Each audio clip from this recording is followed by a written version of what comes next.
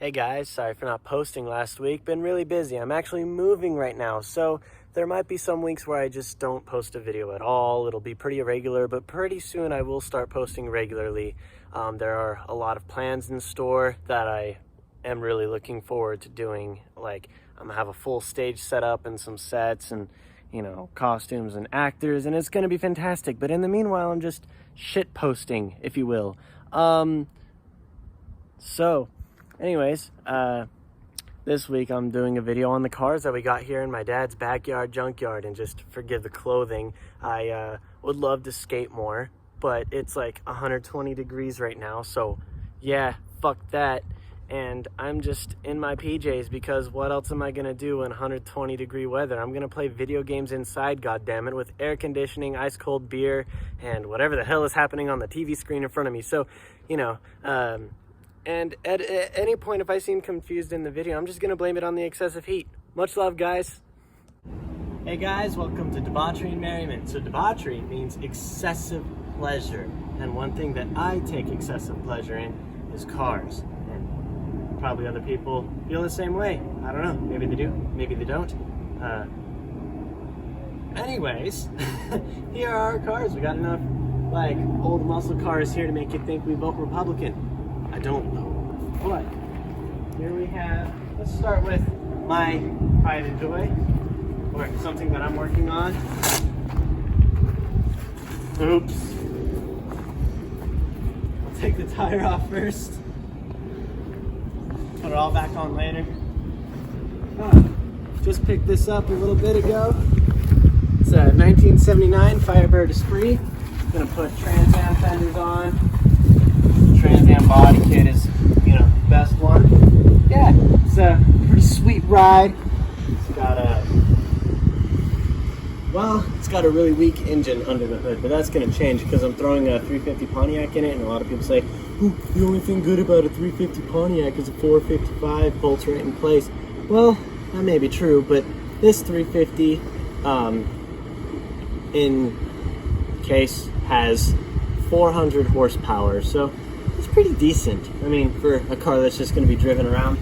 And it's got cars and concepts, T-tops, and these T-tops, let me tell you, were a bitch to find. But I found them.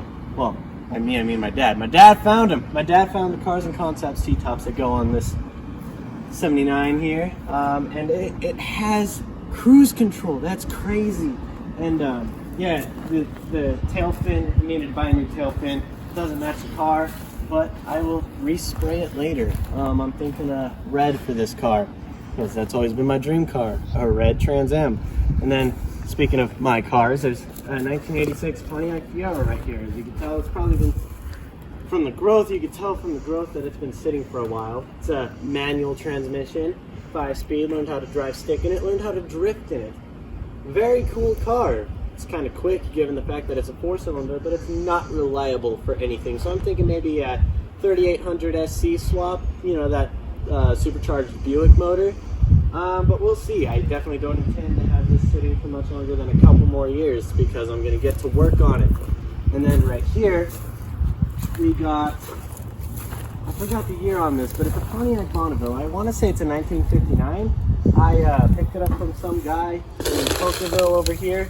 And, well, I asked him about it. Like, I went up to his door to ask him about it because I saw it when we were driving by, and I thought it was a Cadillac, and I was just like, oh, hey, I'm gonna go ask this guy about his Cadillac. But then when I pulled up, it had a Pontiac logo on it, and I knew it was Bonneville, and I was like, there's no way in hell this guy is letting go of this car. But I talked to him. His health wasn't doing too well, and his wife was nagging him to get rid of the car anyways, and I got him just in time because he was going to call up some junkyard, and he said, you know what, show up tomorrow with $700, it's yours. Next day, cashed my check, went in, got the car. Went to his place, got the car, got it towed, and then my dad actually bought it off of me because he's going to restore it a lot faster than I ever would. So I'm not doing anything with the car anymore. It's not my car, it's my dad's car now. But it's really cool. And another vehicle that used to be mine, but is now my dad's, is this 1997, what is it, like 30th anniversary? 30th anniversary Z28 Camaro. It's got T-tops as well. I have a thing for T-tops. I really like them. I like convertibles too. Some of this I just don't fuck with too much. But, I mean, in some cars, I guess they're alright. This car was fun. It's got the 350 LT1 motor in it. Now, that's another motor people are like, ooh, this is so powerful. But it's like, this bitch popped wheelies, okay? So you can go ahead and tell me all day that it's not powerful, but it's powerful enough. Unfortunately, it was sold to me with a blown head gasket, so got to get that fixed up. Maybe a new crate motor, maybe just a motor swap altogether. But again, it's not my car anymore. My dad bought it off of me. But my favorite part about this car was the rims. A lot of people are like, oh, that's Ricer rims. But it's like, I don't give a shit. I think they look really cool. Yeah. And then under this other tarp over here, we got a white 1978 Firebird Trans Am. That is my sister's. My sister also has a 1980 gold Firebird Formula that has Fisher T-tops. But this is just a solid roof, and it's a pretty nice ride. And over here is a real bumblebee piece of shit, but hey, it's cool, it's powerful. So this one also used to be mine, and my dad also. Well, he actually traded me that black 79 for this yellow 78.